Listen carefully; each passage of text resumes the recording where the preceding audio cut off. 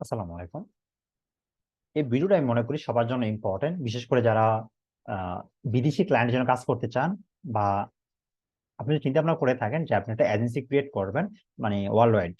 Bangladesh focus না, কারণ বাংলাদেশের মধ্যে এখন পর্যন্ত ইমেল মার্কেটিংটা এত স্ট্যান্ডার্ড না। বাংলাদেশে এখনো ইমেল মার্কেটিংটা এত, মানে মানুষ এত ইমেল দেখে না এখন পর্যন্ত। তবে হ্যাঁ, এটা আস্তে আস্তে বাড়তেছে। আপনি চাইলে বাংলাদেশের মধ্যে এখন ইমেল মার্কেটিং করতে পারেন, বাট বাংলাদেশ থেকে আপনি এই ইমেল মার্কেটিংটা যদি আপনি বিদেশে করেন, বা আপনি যদি নিজের ক্লায়েন্টের জন্য আপনি করে থাকেন, তাহলে হচ্ছে এখান থেকে অনেক ভালো কিছু আপনি পাবেন। এখন আপনি ইমেল মার্কেটিংটা কিভাবে করবেন সেটা নিয়ে হচ্ছে আমি আলোচনা করব। আর এটার মেইন বিষয় হলো যে আপনি যদি ইমেল মার্কেটিং করেন, তাহলে হচ্ছে এখানে আপনি মার্কেট প্লেসের বাইরে অনেক ক্লায়েন্ট পাবেন। এক্ষেত্রে আপনাকে ক্লায়েন্ট খুঁজতে হবে, ক্লায়েন্ট যেখানে আছে সেখান থেকে ক্লায়েন্টকে খুঁজে বাইরে করে তার ইমেল বা ডাটা কালেক্ট করতে হবে, দেন হচ্ছে আপনি ইমেল মার্কেটিং করবেন। আর ইমেল মার্কেটিং কিভাবে করবেন সেটা একটা বিষয়। ইমেল মার্কেটিং ইমেলের হচ্ছে দুইটা বিষয়, একটা হচ্ছে আউটবাউন্ড ইমেল ইমেল, আর হচ্ছে ইনবাউন্ড ইমেল। আউটবাউন্ডটা কি? আউটবাউন্ডটা হচ্ছে একটা ইমেল সেন্ড করা হয়েছে, আর ইনবাউন্ড হলো যে আমি একটা ইমেল রিসিভ করা হয়েছে। এই হচ্ছে ইমেলের মধ্যে দুইটা পার্থক্য। এখন আপনি যখন হচ্ছে একজন ইমেলের একটা ক্লায়েন্টের ডাটা পাবেন বা ইমেল পাবেন, তখন আপনি কি করবেন? আপনি আউটবাউন্ড করবেন। আউটবাউন্ড করার সময় আপনি তাদেরকে রাইট ওয়েতে ইমেল মার্কেটিং করতে হবে। এখন আমরা যখন হচ্ছে কোনো ইমেল ক্যাম্পেইন করি, আমরা মাঝে মাঝে আমাদের ক্যাম্পেইন গুলো হয়ে যে স্পামে চলে যায় বা প্রমোশনে চলে যায়, আমাদের কিন্তু ইনবক্সে যায় না। ইমেলে যে ইনবক্স আছে সেখানে যায় না। বাট এগুলা ইমেলের কোয়ালিটি অনুপাতে ডিপেন্ড করে আপনি কতটুকু স্ট্যান্ডার্ড ফরম্যাট ইউজ করে আপনি ইমেলটা করছেন, এটাকে এখানে অনেক কিছু ডিপেন্ড করে। যাক, আমি সেটা বলতেছি না এখন। আমার কথা হলো যে আপনি যখন কোনো একটা ক্লায়েন্টকে আপনি মেসেজ পাঠাবেন বা ইমেল করবেন, এমন ভাবে ইমেল করবেন যেন সে আপনার ইমেলটা পায় এবং সেই জন্য আপনার ইমেলটা পড়ে। তবে এখানে এটা অবশ্যই রাইট যে আপনি যদি 100 জন ইমেল, মানে 100 জন ক্লায়েন্টকে আপনি ইমেল পাঠান, বা 100 জন কাস্টমারকে আপনি ইমেল পাঠান, 100 জন মানুষ দেখবেন, এখান থেকে হয়তো বা 40% 30% মানুষ দেখবে। এটা সচরাচর এটা হয়ে থাকে। এখন আপনি কি জানেন যে কারা কারা দেখছে বা কারা কারা দেখে নাই? আমরা হয়তো বা আমরা এটা জানি না। আমরা নর্মালি ভাবে আমরা এটা বলতে পারি না, তবে আমরা বিভিন্ন টুলস ইউজ করে আমরা সেটা বলতে পারি। তবে আমি আপনাদেরকে আজকে দেখাবো যে আপনারা কিভাবে একটা ফ্রিতে দেখবেন। যদি হচ্ছে আপনার জিমেলে ক্যাম্পিং করেন, জিমেলে যদি আপনার মেসেজ পাঠান, ইমেল পাঠান, তাহলে হচ্ছে আপনার ক্লায়েন্ট আপনি ইমেলটা পড়ছে কিনা সেটা আপনি জানবেন কিভাবে। সেটা জানার জন্য আমি আপনাদেরকে দেখাবো একটা এক্সটেনশন ইউজ করতে হবে, সেটা হচ্ছে ইমেল ট্র্যাকার। এটা অনেক ভালো একটা এক্সটেনশন, এটা হচ্ছে অনলি ফর গুগল ক্রোম। আপনি গুগল ক্রোম এটা ইউজ করতে পারবেন। এটা হচ্ছে আপনারা এটা অ্যাড করে দিবেন। এটা হচ্ছে এটা। আমি যদি এখানে ক্লিক করি, তাহলে হচ্ছে আমরা এখানে দেখতে পারবো। সাপোজ আমরা হচ্ছে এটা আমার অলরেডি আমার এই জিমেলের আন্ডারে এটা ওপেন করা আছে। এখন এইটার সুবিধাটা কি? এইটার সুবিধাটা হলো যে সাপোজ আমরা যখন হচ্ছে একজন কাস্টমারকে আমি ইমেলটা পাঠালাম, এখন এই কাস্টমার যদি আমার লেখাগুলো ইন্টারেস্ট থাকে বা আমার প্রোডাক্টে যদি ইন্টারেস্ট থাকে, তাহলে সে এই ইমেলটা পড়ে দেখবে। এখন এই আমার লেখাটা বা ইমেলটা সে ওপেন করছে কিনা বা পড়ছে কিনা সেটা আমরা কিভাবে দেখবো? আমরা হচ্ছে এটা ইউজ করে দেখবো। কিভাবে দেখবো সেটা হচ্ছে দেখাবো এখন। সাপোজ আমি হচ্ছে কিছুক্ষণ আগে এখানে ইমেল দুটো সেন্ড করছি। সাপোজ আমি এই ইমেলটা ডেমো পারপোজ আমি এখানে সেন্ড করলাম, যে আসলে আপনাদেরকে দেখানোর জন্য কিভাবে আপনারা দেখবেন সেটা। এখন আমি যদি আবার রিলোড দেই, তাহলে হচ্ছে আপনারা আবার দেখতে পারবেন আমি কিছুক্ষণ আগে এই ইমেলটা সেন্ড করছি। এটা কখন? 9টা 35, এটা হচ্ছে 11টা 28। ঠিক আছে, আমি এই দুইটা ইমেল সেন্ড করছি। এখন এই ইমেলটা যখন আমি সেন্ড করছি, এই ইমেল থেকে আমি এই ইমেলটা ওপেন করছি। ওপেন করার কারণে এখানে টিক চিহ্ন একটা অপশন আছে। এই টিক চিহ্ন দেখানো দেখানো মানে দেখাচ্ছে যে এই ইমেলটা আমি দেখছি 2 ঘন্টা আগে। এখানে টাইমে আছে যে last seen 2 hours ago, two views last seen 2 hours ago. এখন এই যে ইমেলটা আমি পাঠাইছি, এই ইমেলে তাহলে হচ্ছে এই ইমেল থেকে আমি এটা দেখছি, সেই কারণে ওরা দেখাইতেছে এই ইমেলটা আমি 2 ঘন্টা আগে দেখছি। এটা আমার ফ্রি, এটা কিন্তু পেইড আছে।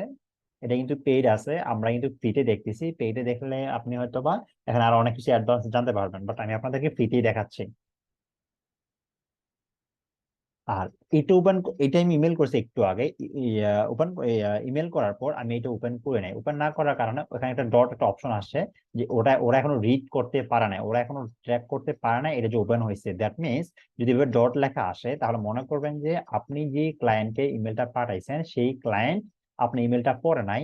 আর যেসব ক্লায়েন্টকে আপনি পাঠাইছেন, যারা হচ্ছে এই টিক চিহ্ন অপশনটা আসছে, তারা মানে হচ্ছে এই ইমেলটা পড়ছে। এটা আপনারা ফ্রিতেই দেখতে পারবেন। এখন একজন মানুষ কখন ইমেল দেখে? আমি অনেক ইমেল দেখি বা অনেক ইমেল পাই, ঠিক আছে।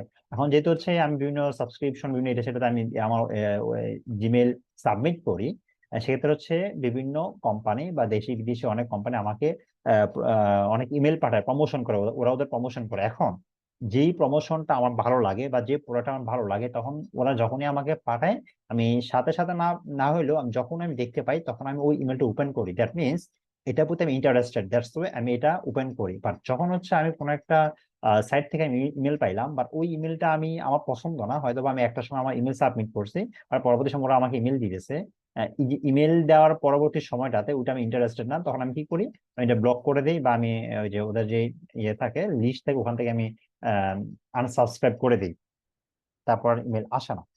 অতএব এইভাবেই হচ্ছে বিষয়গুলো, যে যখন হচ্ছে একজন ক্লায়েন্ট আপনার ইমেলটা বেশি বেশি পড়বে বা দেখবে, দ্যাট মিনস সে হচ্ছে এই প্রোডাক্ট সম্পর্কে ইন্টারেস্টেড, সে এই প্রোডাক্ট সম্পর্কে জানতে চায়।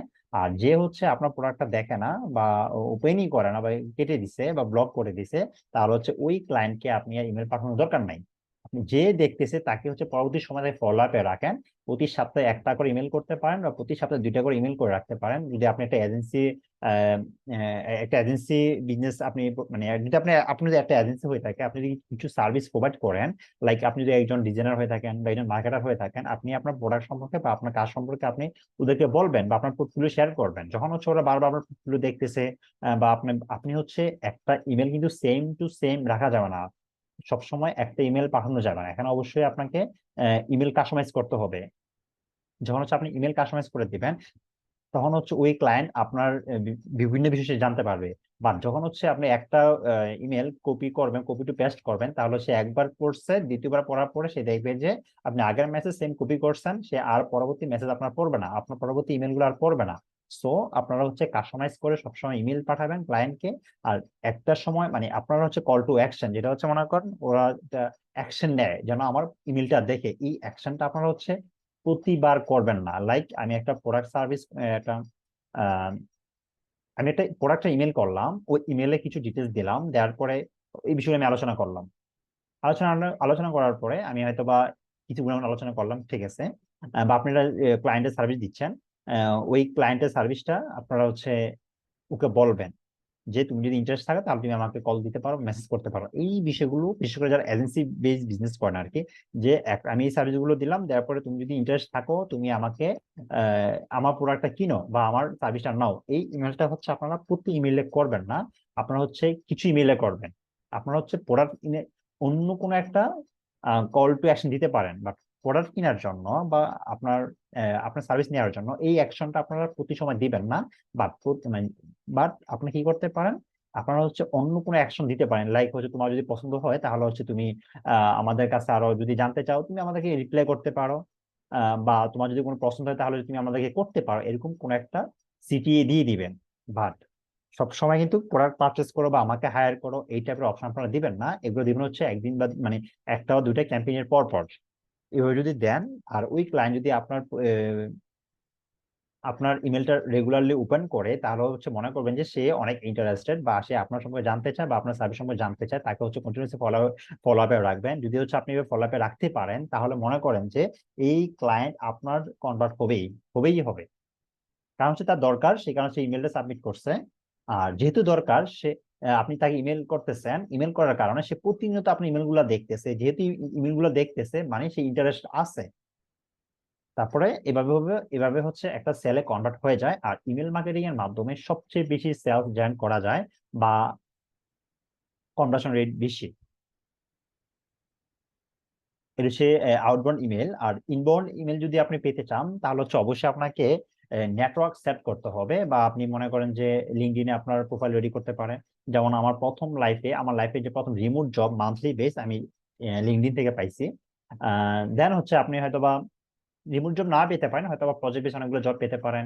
আপনি বিভিন্ন নেটওয়ার্ক আছে like Facebook, YouTube, LinkedIn, Instagram, এই আদার যে নেটওয়ার্ক গুলো আছে, আপনারা হচ্ছে সেখানে আচ্ছা আপনাদের অ্যাক্টিভিটি শেয়ার করতে পারেন বা আপনার পোর্টফোলিও শেয়ার করতে পারেন। ওখানে যদি কেউ ইন্টারেস্ট থাকে তাহলে হচ্ছে তারা আপনাকে হায়ার করবে বা আপনার প্রোডাক্টটা সে ওখান থেকে কিনে কিনে নিয়ে যাবে বা সে আপনাকে ইমেল পাঠাবে।